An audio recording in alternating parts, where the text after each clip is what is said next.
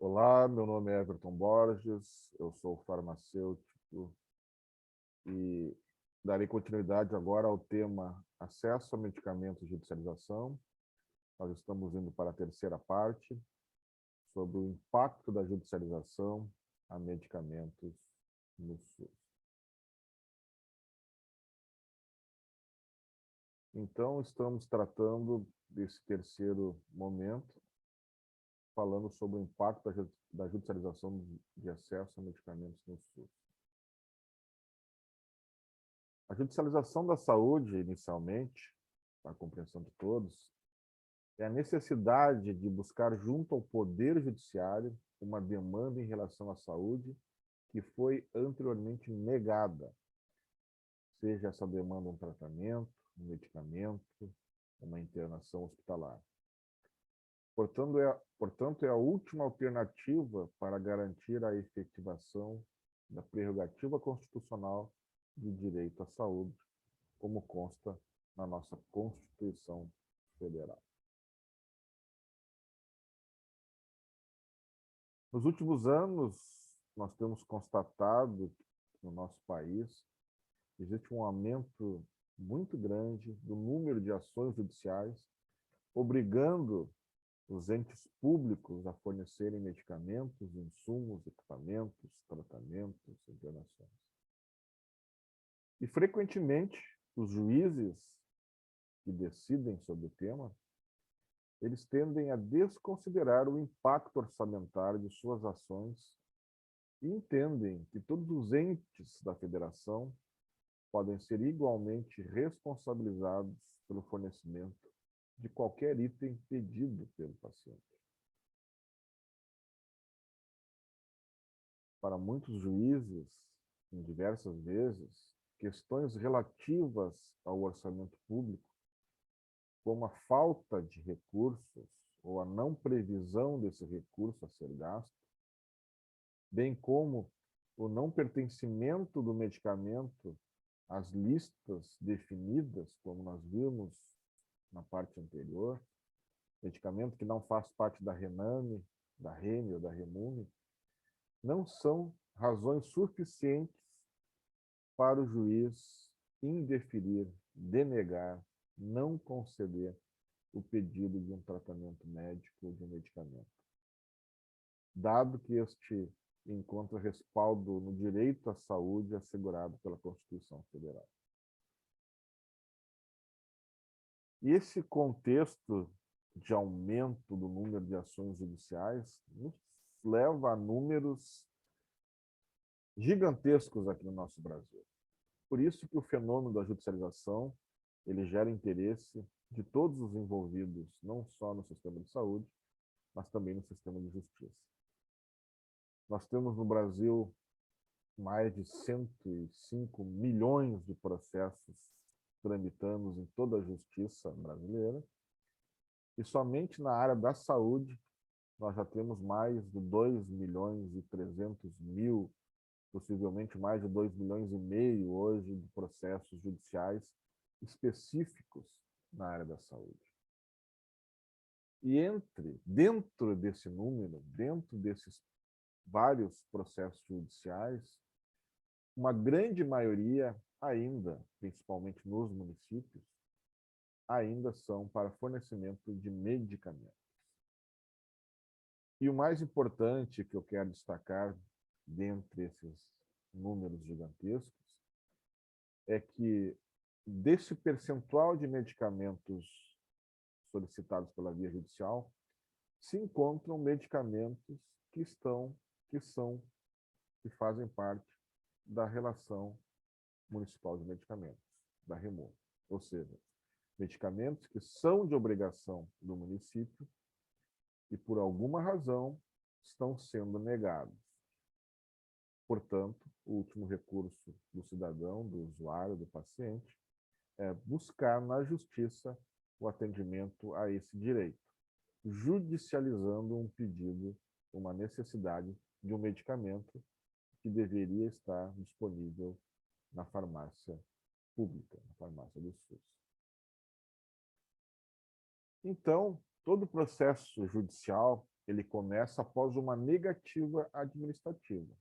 Ou seja, o cidadão vai até a farmácia, ou o operador do plano de saúde também, nós temos judicialização a partir de uma obrigação de um plano de saúde. Então, o cidadão vai até um serviço público na busca do seu direito de obter um produto ou um serviço. E quando ocorre esse fornecimento, o caso se encerra. O paciente foi atendido, ele começa o seu tratamento, começa o seu procedimento. Agora, quando não existe esse atendimento, quando há uma negativa no fornecimento, aí nós provavelmente teremos a judicialização, ou seja, o paciente judicializa, busca o seu direito na justiça para ser atendido. E quando falamos em medicamentos, nós podemos, então, ter processos judiciais para fornecimento de medicamentos previstos nas listas públicas, ou seja, o medicamento foi incorporado, ele está incluído ou na Rename, ou na Reme, ou na Remume, e por algum motivo está faltando nas prateleiras da farmácia, do município ou do estado, e leva o paciente a judicializar. Mas também nós temos outros medicamentos que não fazem parte dessa lista, não foram incorporados, não são de obrigação do SUS, nem do município, nem do estado da União.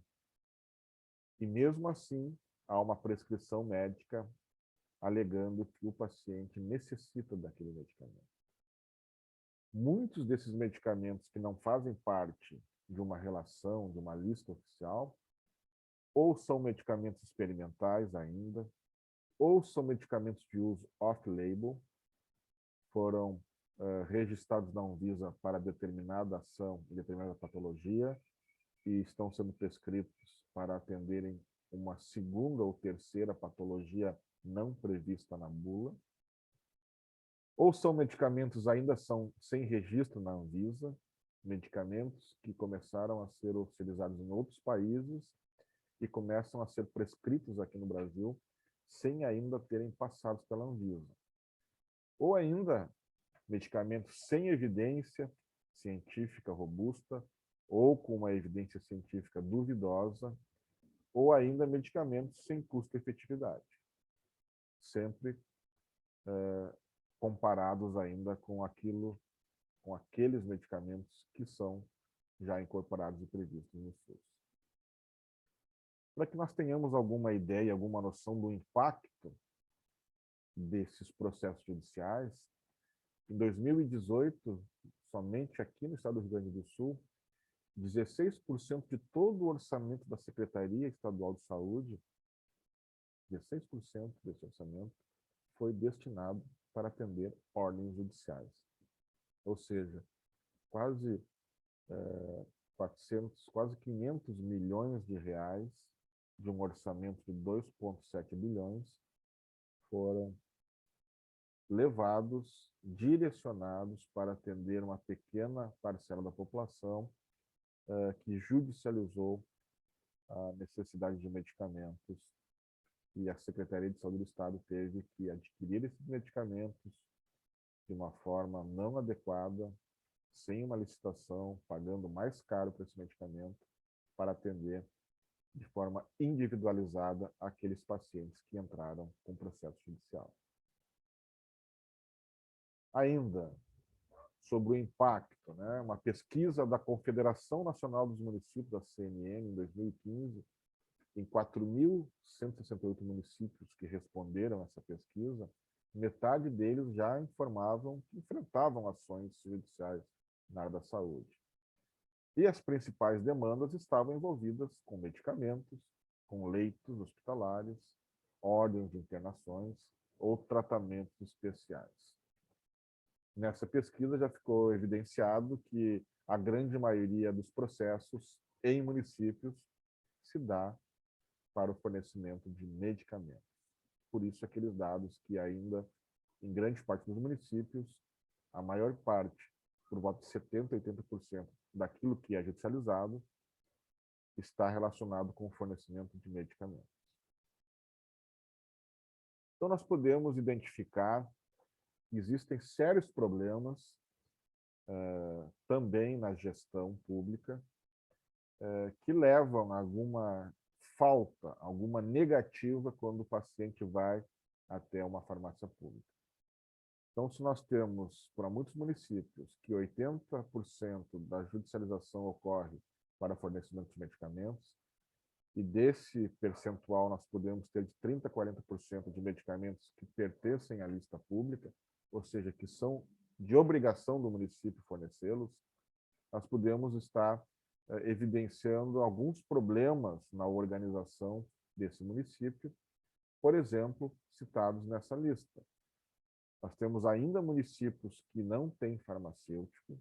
Aqui no estado são vários municípios que não têm nenhum farmacêutico respondendo pela assistência farmacêutica, sem ninguém para poder, tecnicamente, encabeçar uma organização de uma REMUNE, por exemplo.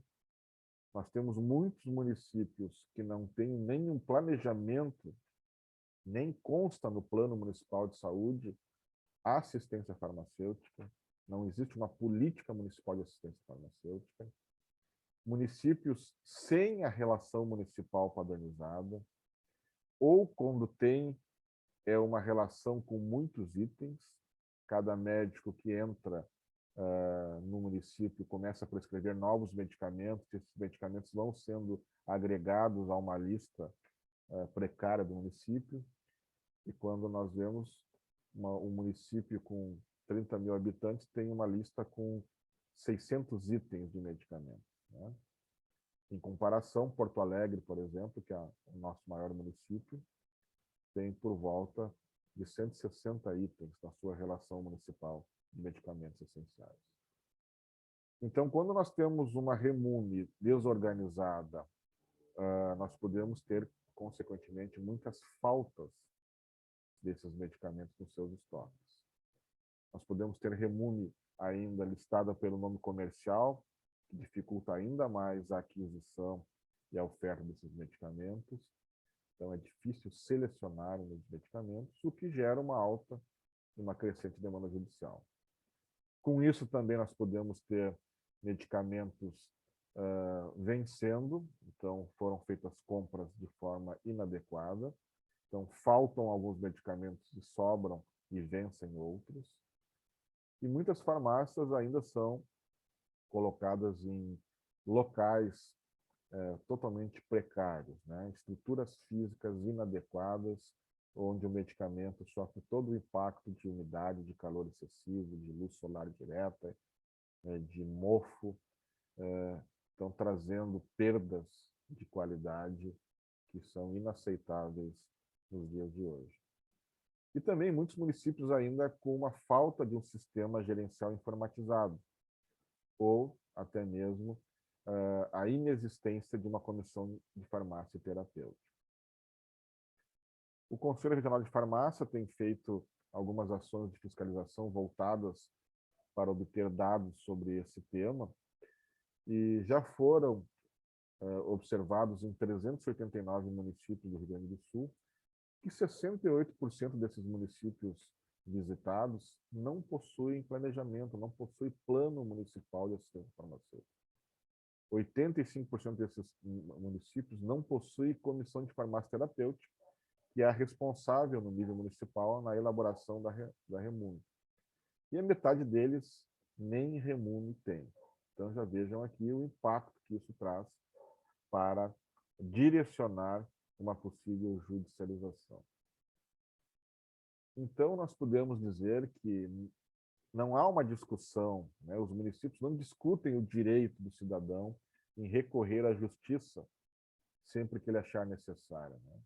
O problema é que essas liminares acabam retirando do gestor público a capacidade de definir prioridade e definir a melhor utilização desses recursos.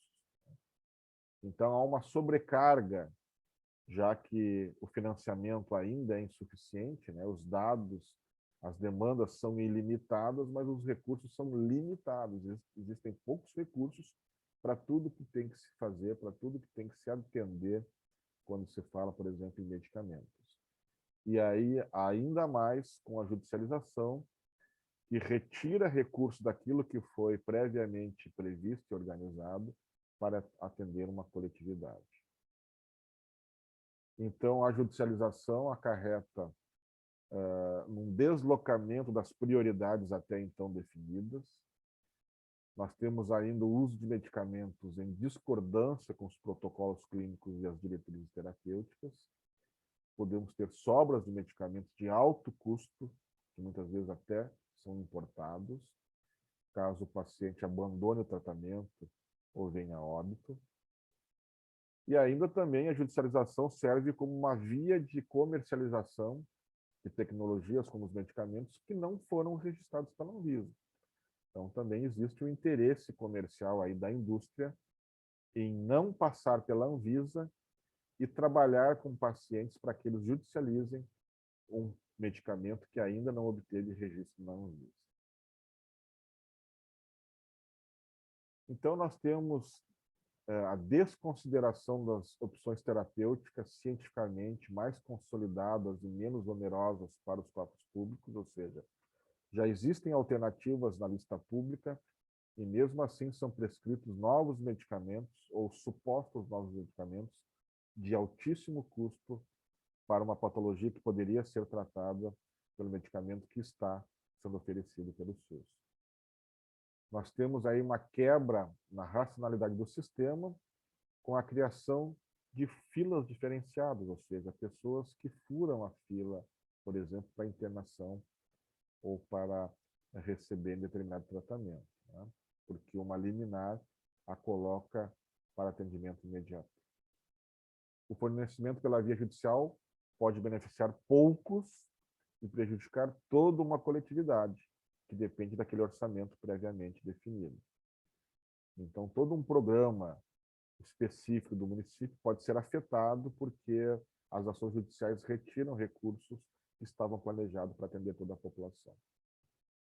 Então, cada magistrado tem uma visão micro, individual do processo. E, por óbvio, ele não deseja que caia no seu colo o óbito de alguma pessoa, de algum cidadão. Então, ele sempre procura dar atendimento àquilo que lhe chega como demanda de saúde. Por isso que o nosso sistema de justiça, o nosso poder judiciário como um todo, ele tem se esforçado para atuar com uma macrovisão do SUS. O nosso sistema de saúde o nosso sistema de justiça está se esforçando para entender como funciona o SUS, para entender que algumas demandas realmente individuais afetam toda a coletividade. E principalmente que existem alternativas no SUS de menor custo e que podem resolver aquela demanda de saúde daquele determinado cidadão. Por isso que atualmente nós estamos trabalhando de forma conjunta os dois sistemas, o de saúde e o de justiça, para que o de saúde forneça aquilo que lhe é de sua responsabilidade e o de justiça possa, então, atender as demandas individuais também nessa perspectiva de adequação e de capacidade do Sistema Único de Saúde. Então, após essa explanação, fica também mais uma pergunta. Como diminuir essas demandas judiciais para fornecimento de medicamentos? É isso que nós veremos no próximo tema, no próximo bloco, que nós trataremos, então, da importância da estrutura da assistência farmacêutica no sistema de saúde atual. Até o próximo tema.